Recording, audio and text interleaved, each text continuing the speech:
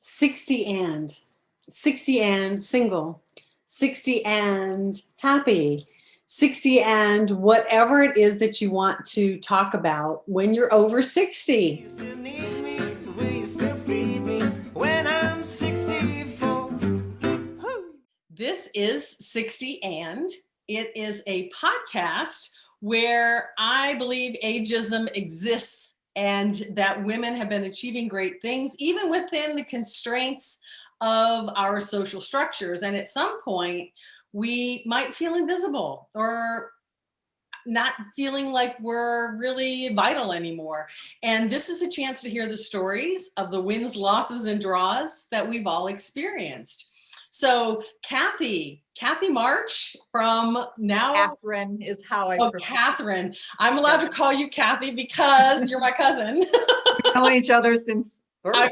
Yeah, it's really hard to change that. You're one of my oldest friends. It's like I always call Eddie and Johnny. I know. I'm sure that when someone I've known all my life calls me Catherine, I always find it kind of odd. Yeah. So do you think it would be weird if I called you Catherine? You can call me Catherine for this podcast. Okay. But normally don't call me Catherine because you're my cousin. Okay. Gotcha. So you are also a woman of a certain age. You are a co-owner of an insurance company. I'm going to let you talk about that a little bit.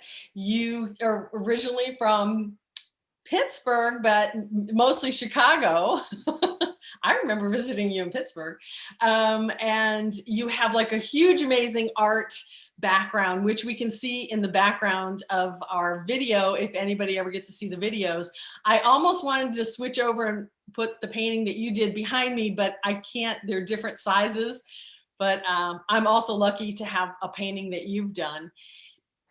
You have 3 kids. So we're going to talk about the sentence. That's them in the background. Exactly. 60 and then you can finish the sentence. So you go ahead and tell me a little bit about your story, and then I'll ask you 60 and. All right. Well, like Michelle said, I have an art background. My mother was an artist. She was a very fine portrait artist. And she has quite a bit of, and she's an interesting role model too, because she really didn't get her career going until she was in her 40s. She raised 8 children. How the hell she did that? I have no idea. How she did that, I have no idea. When my kids were little and I only had 3 of them, sometimes I would call her and I would say, Mom, how did you do it? And her comment was, it's just a blur. I don't really remember. She just did. So that's kind of how I did it. So I went to the University of Illinois, was going to get an advertising degree. And then I decided to go into the art world. My mother strongly advised me to go to the American Academy of Art in Chicago. I ended up going to the American Academy of Art, got a degree in advertising design. So I still was in the advertising business, did that, for 10 years in Chicago, then out in Los Angeles, got married, started having kids, didn't want to keep going up to Los Angeles to work. I went to art school at the American Academy of Art, graduated. I was in the advertising business in Chicago and Los Angeles, didn't really want to stay in it once I started having babies. And so I started doing sales jobs. I sold real estate. I sold temporary services. I sold Tupperware. I worked for Weight Watchers. I sold windows and siding door to door. That was hard. Oh my God. Yeah, things got really bad in Los Angeles. My marriage wasn't good. Money was bad. We moved to Colorado, where my ex-husband was from. And this place is awesome. I have loved it. This is totally now my home. And then, of course, got divorced, raised 3 kids. I was working for Costco. I did all their sales and marketing, ended up in sales jobs after sales jobs. I was working for the Chamber of Commerce, lost that job and fell into insurance. Never in my wildest dreams did I think I was going to be an insurance agent. Nobody wakes up and says, I want to be an insurance agent. But was. So how old were you when you started this insurance business? 50. I was 50. And what's interesting about this, Michelle, what I tell people to do all the time, I'm a writer. Especially when I'm in a bad situation or I'm stressed or I'm trying to figure things out, I journal. And one of the things I did is I wrote down what my ideal job was. And it was being my own boss, having flexibility, a good income, something that I didn't have to have overhead. I didn't have to carry inventory. I didn't have to be the one to carry the money. And I'm a people person. That's my strength. The numbers isn't my strength, but the people person is. And I wanted something that was relatively easy to learn. Insurance fit everything. So even though I didn't wake up saying, I want to be an insurance agent, everything about insurance just fell into place and all the signs were there. When I left my job at the chamber, I had been fired. I was trying to it was 2008 and the world was going to hell in a handbasket. Yeah, the crash. And I had saved enough money for a year. I let them fire me so I could get the severance package, but they told me I couldn't get it. And so I tried to get unemployment. I had to sue for unemployment. I was in the middle of a really bad relationship breakup. My kids had been living with their dad. It was just, and on top of all of that, I had a really bad pap smear. So I had to have some minor outpatient surgery all in the same month. It was horrible, but I did it. And I always feel like I'm a survivor. I've had some really touch and go things, especially in the financial world. Is this when you went to Judge Judy? Yes. Oh, that's right. That was all part of it, but that was a little bit later. I don't want to talk about Judge Judy. That's another whole podcast. Okay. But I did. I survived that. And it was 2008. Everything was bad. My first year, before expenses, I made $10,000. But that was okay because that one I had sort of planned for. I had some money set aside. I cashed in life insurance policy and I cashed in some other savings that I probably shouldn't have, but I did. And I survived. It was the second year that was hard. I doubled my income to about $25,000. But by then I had kids back in the house. Never really got much, child support, but that's another story. And I felt like I really needed to do it. In fact, there was a time, and this is something else I want to tell women, you want to stick to your dream and do it. Because I had worked for Costco for a lot of years and it was very easy. I could have easily gone back to Costco and I thought about doing it part-time because I needed the benefits. It would have given me some extra income, but I knew if I did and I went back to Costco, I would really never get this business off the ground. So I sucked it up and I did it because something you taught me, Michelle. I love this line and I have taken it as my own motto, but you taught me. It was in 1985. Michelle and I were in Europe for the first time traveling, and she taught me this. She said, leap and a net will appear. And nets kept appearing. And what was interesting about 2008 and then 2009, I own a house, but I started to get behind on my mortgage payments. Had this been another time, the banks more likely than not would not have worked with me. But it was 2008. And all the banks were trying to keep people in their houses. So they worked with me. I was able to get it refinanced. So sometimes a really bad time becomes a really benefit. And for me, it was a benefit, believe it or not. Yeah. And the other thing about being 2008, I did finally get the unemployment, but instead of 6 months, I got it for 12. So everything worked out great. That's awesome. So yeah, starting a business at 50, redoing the house. What about 60 and traveling? You did. Oh my God, I love to travel. Trip. The other thing too about this business that I didn't know when I started it, it's so flexible. I have been able to travel and I never could when my kids were little.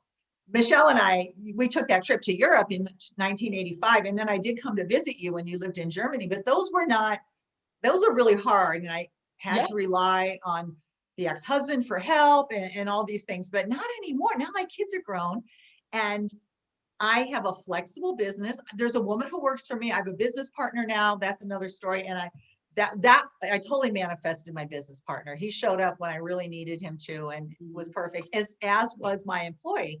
She showed up at a time I really needed to. So I've been able to do things. I walked the Camino de Santiago in 2016 with my youngest son with terrible bad knees. But then I went to Ireland and I was with this group called Race to Adventure. And we did these running races again with terrible knees. Now I have a brand new knee and I can't wait to do more things because I can. I'm going skiing next week for the first time since my knee surgery. Oh, really? Wow. Excited to see how it works. Don't break anything again. I won't. No, yeah, I'm done with that. So we have a new motto, slow and blue is better than black and blue. There you go. So there is hint of your artwork and your kids, which is over your shoulder there. Yes. You are the one with the headband, but the other three are the kids, two boys and Yes, a Ian girl. is my oldest. He's wearing the Broncos jersey, and then my daughter is below me. That's Katie. So Yeah. Ian is 32. Katie is 30. She's getting married this summer. She's a nurse. Yeah. So she got her nursing degree about 2 months before this whole thing went Oh, good. crazy. So she and her fiance really are trial by fire. And then my youngest son in the yellow, that's Will. He is in the Coast Guard. Okay, cool. He got a degree in philosophy and realized that he needed something else. So he joined the Coast Guard. So Doesn't he help, does it? back to So school. what's it like to have, so Ian's back home. What's it like to have kids at home after being free for a while? Well, I'm a firm believer that if a child lives with me as an adult, they're a roommate and they pay rent and they have chores and and so it's actually great. I love having Ian here. He's someone to cook for. I love to cook, so I get that. He has his own area. He lives downstairs. I always joke, he's not like he's sitting in the basement, watching video games, which okay, but he has a real job. It's like a He's split job. level. So He pays rent. it's not really a basement. It's like half basement. Yeah, he's downstairs. It's I have a tri-level on Yeah. the lower floor, but it's awesome because we're very separate, but we do respect each other. Oh, The good. first time after he had moved in, and I just, after work, I went someplace and didn't tell him. He called me and he's like, "Where are you, Mom?" And I realized I have to be, responsible for him too. You have this beautiful mane of gray hair. I know you growing up as a redhead. When did it Got some turn purple in it. Oh, okay. When did it turn gray? When did you decide to take the gray? I did it twice. So the first time I tried to do it, I was in my 40s still, and my kids hated it. I met someone at a party. It was a Mary Kay party, and this woman she was probably in her 50s, and she had the most stunning silver hair, and she had it really closely cropped short. And what I thought was interesting is she had darkened her eyebrows. So between this dark eyebrows and this beautiful silver hair, she was just a beautiful woman. I thought, she looks awesome. I can do this too. So I decided to let it go. And I went to a hairdresser and she kind of highlighted it for me, and I was going to grow it out. My kids hated it. I was 50, I think, or maybe not even. I was probably still in my 40s. And they're like, "Mom, you look too old. We don't like it. We don't like it." So I tried for about, 4 or 5 months. And I finally got sick of it and cut it off. So I decided to do it again. And this time I said, I'm not stopping. So I believe it was 2015. So about 6 years ago, which would have put me in my mid 50s. And I thought, I'm doing this. So it took a while, and I went to my guy and he highlighted it, and that helped with the transition. And what's cool is I really don't have a whole lot of it in the back. It's mostly, see, it's still dark right there. Okay. So it's mostly in the front. And I liked it. And what's fascinating, men love it. Younger men, young men, honest to God, they come up to me and they stop me in stores and like, "You have the most beautiful silver hair," and they'll call me Silver, and men like it. So when a woman is worried about doing this because she thinks, "Oh, men are going to think I'm old," no, that's not the case. The younger guys, especially, they like it. I love it. I'll never go Well, back. But I put some purple in it. I just have those streaks, You have very little, Michelle. Oh, well, I mean, my mom had nothing, and my dad is the one, it's my dad connection here that has the gray hair.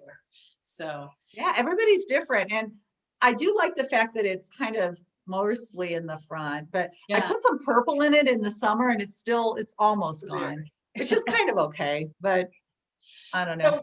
So what is the one thing that you wish you would have done that you didn't do in your life?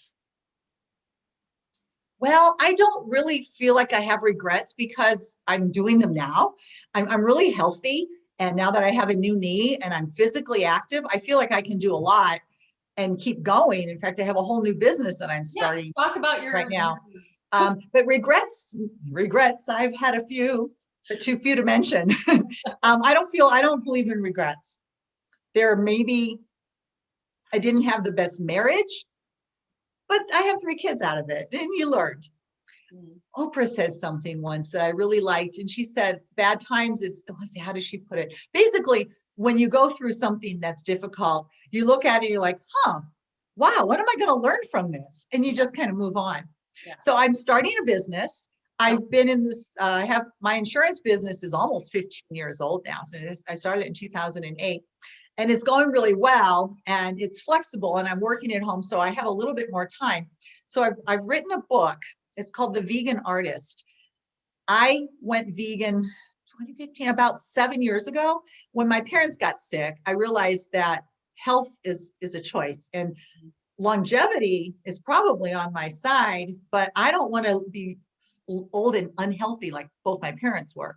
I want to be old and vibrant. I want to be, doing things. I got a lot of life left. So I started eating completely vegan. It was a slow process for me. I started just kind of cutting out, red meat, and then pork, and then cheeses and milk. And slowly I got to the point where I realized I read so much, and I watched film, and I realized that it was really, really important. Food was really medicine. So I started eating vegan. And it wasn't until later that the environmental concerns and the animal concerns are part of it. But for me, it was mostly a health issue. So I decided that other people want to share with this. My mission statement is changing the world, making it a better place, one person at a time, because I think we need to have a healthier world, and not just for our individual health, because that's going to help us with insurance rates and drive those down for sure if people are actually healthy. But I also think we have to, it's an environmental issue with the way animals are produced. It's really one of our biggest problems with the environment. And of course, I love my dog. How could I couldn't eat him. They eat dogs in the Philippines. Why do we eat cows, right? So that's part of it too. But I also realized that it's kind of a scary thing.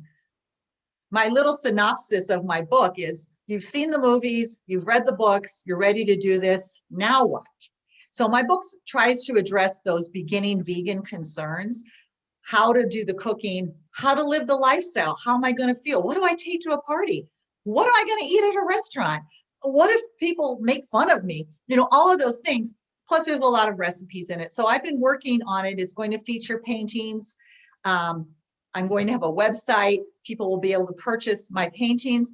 I was recently down in Taos and Tucson, and I noticed there were a lot of people had done a painting, but then they had other applications of it. Perhaps I will have pot holders and aprons, maybe tiles, things like that.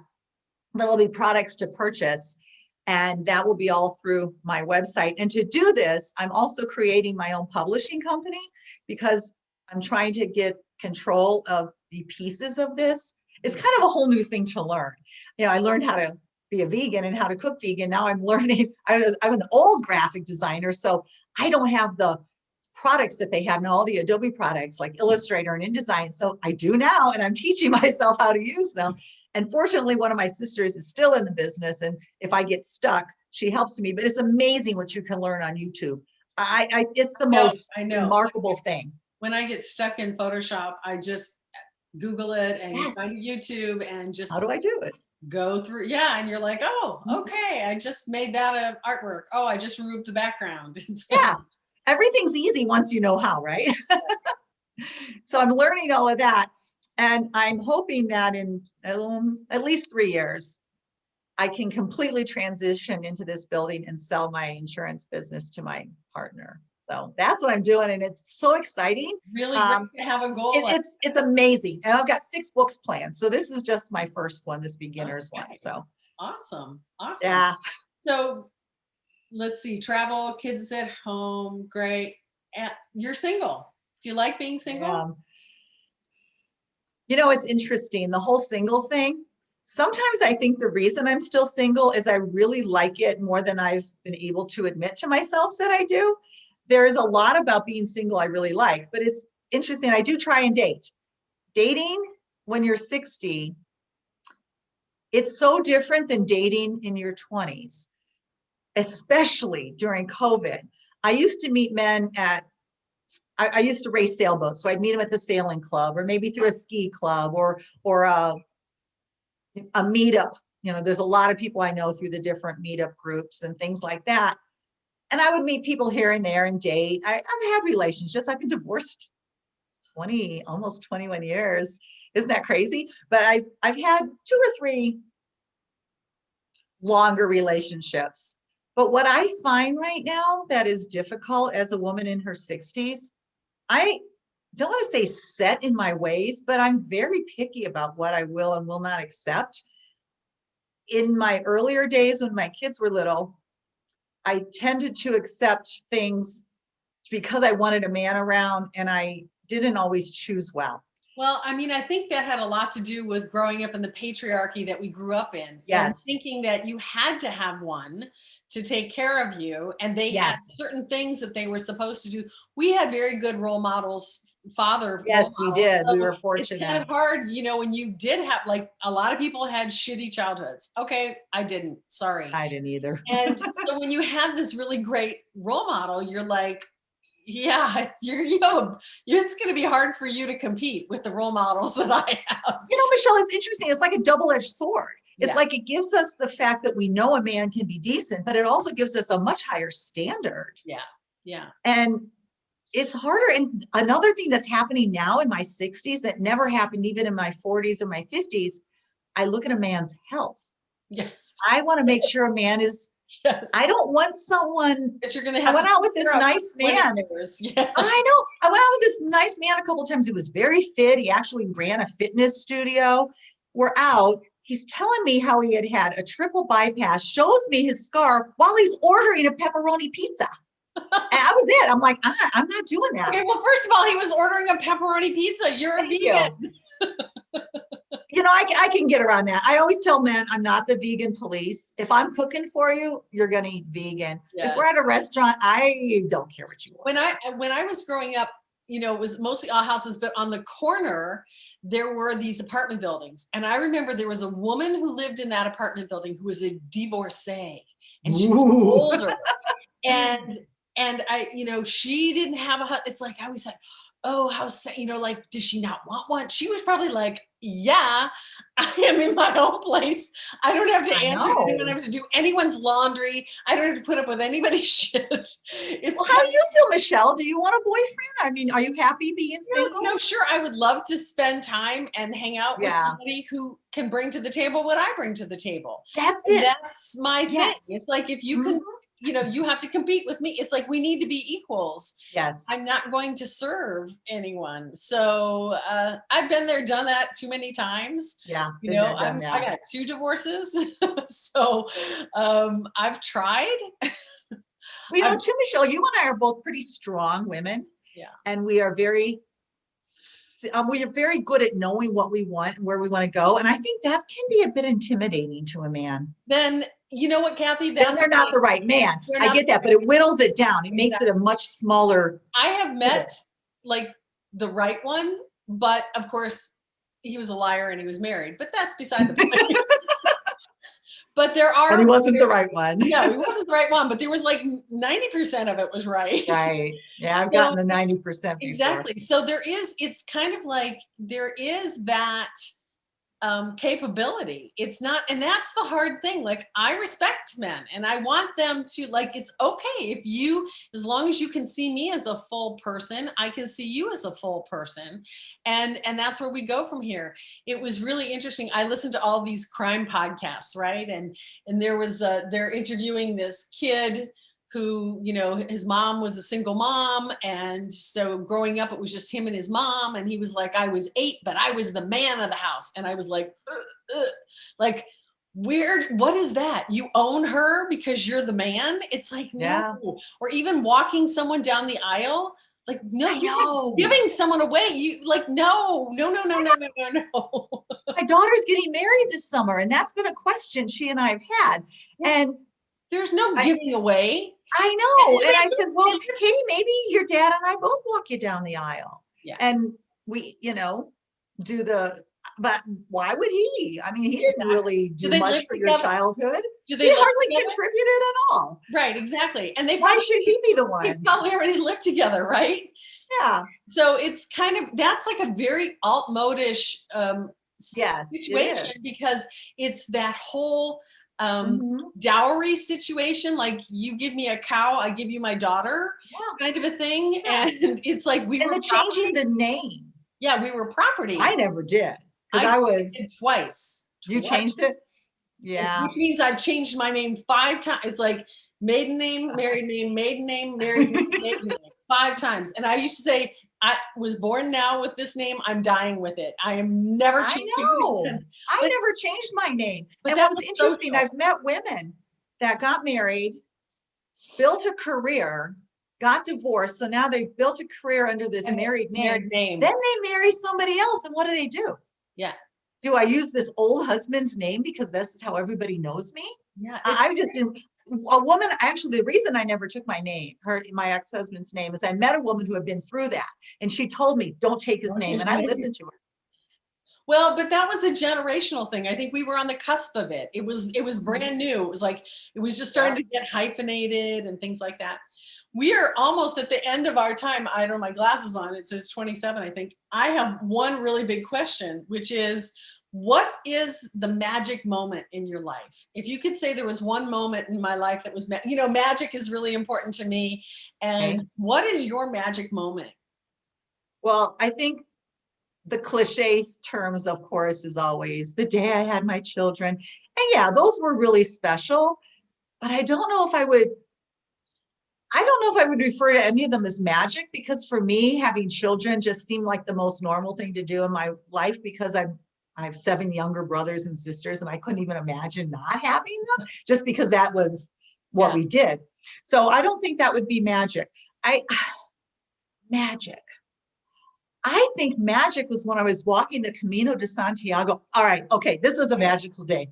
Okay. So I went to Spain with my youngest son, and we walked the Camino de Santiago, which is a 500, well, we only walked 300 miles of it, but it's a pilgrimage that has been walked since the 8th century in northern Spain, and people walk it for all kinds of reasons. So you got your pack in the back, you're walking, you get up every day, and that's the whole thing you do.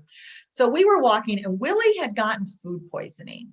So he woke up that morning, and there was another girl that he had met, this German girl, and they decided to share a cab to the next albergue, which was what they call the hostels and the albergue. So I decided to walk alone, and it had been a hot August, and it had been just hot, blistery. Well, this day it wasn't, and it rained. So I put up my poncho. And there's a guidebook that we had brought. And the whole time I was walking with Will, I'd be like, oh, how much farther, Will? And he's like, Mom, you don't have to know. I have to know. I have to know. Because one of the things with me, I'm a planner. And if I know where I'm going, I can see the end and I get there. But part of the journey on this Camino, this pilgrimage, is to not necessarily have a plan, to just walk. And because it was raining, I couldn't get my guidebook out. It was in my pocket. And I was alone, and I had my earbuds on. It was pouring rain, and I didn't bring gloves with me, so I was wearing socks on my hands, because it was cold. And I walked in silence. I ran into somebody at lunchtime that we kind of walked for a little bit together, but I was silent. It's huge for you. You have not had a silent moment in your life. Yeah, and I think that was probably the best day on the Camino. I mean, I loved every single bit of it. And I'm so grateful that I took my son, because it was a bonding experience that I've never had with him before. And we're really close, but being alone. So that is a really wonderful magic moment. Your first moment of silence. That's awesome. Probably. It's possible. It is the only one. It's very true. I mean, you grew up in like so many people around you all the time. Like for me, silence is kind of part of my lifestyle, Yeah. So I think that's very cool for a magic moment. I'm planning to walk the Camino again, but this time I want to do the Portuguese route. Okay. And I'm going to do it next summer, not this one coming up, but I'm talking 2022. Not sure if I'm going to go solo or bring someone. So 2022, April 30th is the anniversary of my mom's 100th birthday. Oh, so yeah. I'll take something with me, and So I'm trying to plan a trip for me of like. You want to go walk the Camino? No, it's like someplace that I really want to do or go, or so I'm like kind of considering what it is that I Yeah. want to do. But yeah, I thought for my mom's 100th I love anniversary, I that. would do something. So she was born in 1922. So Cool. I yeah, didn't know your mom lived a long, long she life. did. She did 92. She was, And we will too, Michelle, and we're healthier. So we're going to live even. I know. I'm pushing, I'm going to hit that century mark. I'm pretty It's sure. probably very Unless I die on a ski slope or I fall off a mountain. Don't say that. No, Is there I'm anything pretty else careful. that you would want to say about being 60? Yeah, 60 is actually good. I was telling this to a couple of my girlfriends. So I was down in Tucson 2 weeks ago. I mentioned that we were doing a lot of hiking, and a friend of mine who lives in Florida, one of my high school friends, she had this comment. She's like, "This is the best we're ever going to get. It's all downhill from here." And I couldn't believe she said that. And I was relaying this to my two girlfriends, because people in Colorado, we're a little bit different. We don't think of ages. I ski with I've seen people in their 80s still going down those slopes, not even thinking twice about it.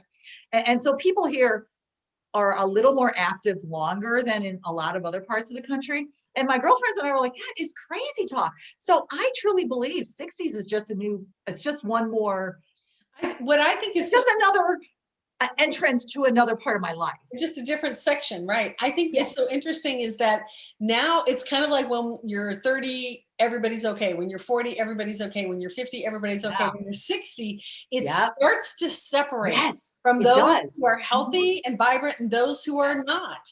And And vibrant. I like that word, Michelle, because it's Yeah. not just way we look. It's a no, it has vibrancy. nothing to do with that. It's just It's an inner thing. Yeah. So one of the my crazy 8th grade, my Saint Sebastian school, right? Yeah. From 8th grade, we do reunions. Yeah. I don't go to my high school reunion. I go to my That's 8th grade fun. reunion. And they made I these know a couple of those people. I know they made these. I know you know them. So they made these little books, and I was like reading through the book, and it was like the first 5 people, like, oh, I now have grandkids, and we're going to retire, and we're going to retire, and we're going to retire. And my entry was, I'm starting a new business. I'm going to Paris. It was just like it looked so bizarre next to these other statements, and I was just like, why are they unplugging? I don't understand that. And this is why I love you, Michelle, because you'll never do that. It's funny. I have 5 sisters, but you and I feel like you're more of a sister to me than a couple of my other ones. Well, you've always been like my sisters. Yeah. I mean, well, we've known each other since you've known me. I've known you all my life. I'm older, right? I'm what? You didn't meet me till you were about 2 months old. 3 months, 2 months? I'm junior April, so April, that's right, 2 months. Yeah, 2 Yeah. months, yeah. So it's like I'm the older one. I know. But I never even think twice about it. When a few years ago, I fell, and in January 17th, 2017, it was a beautiful bluebird day. I was skiing a good day. My knee felt good. I crashed and burned, and I broke my pelvis. Yeah. So suddenly I was in a chair, and I had to sit there for 8 weeks before I could walk. And the very first day, I got a piece of paper out after I got home, and I wrote down all the good things that are going to come out of this break. And that I told everybody, well, of course I'm going to ski on again. And my brother, who doesn't quite have my attitude, couldn't believe, he's like, why are you so happy? I'm like, oh my God, I'm going to get to paint. I got to get to sit here. I got this business I can do from home. This is all good. And he thought it was weird. So then on the anniversary of the day I crashed, we skied, and I thought I was going to be so afraid getting off that chair, but I wasn't. And we skied down, and I got to the spot where I had fallen, and I did one of these, and it just felt good because, and people not from Colorado, but people in my life that live in other places, they were shocked that I was actually going to go ski again, let alone do this black run where I fell. Kind of like that girl who got her arm bit off by the shark. Yes. I love that story. She's like, I know. Kind of like, well, this is what I do. Of course I'm going to do it again. Exactly. Well, Kathy, Catherine, it's been wonderful talking to you. And thank you very much for being on my podcast. Well, and thank you for inviting me, forward Michelle. to hearing more stories from you in the future. When I get my book published, I want to come back. Absolutely. The way you ways to feed me when I'm 60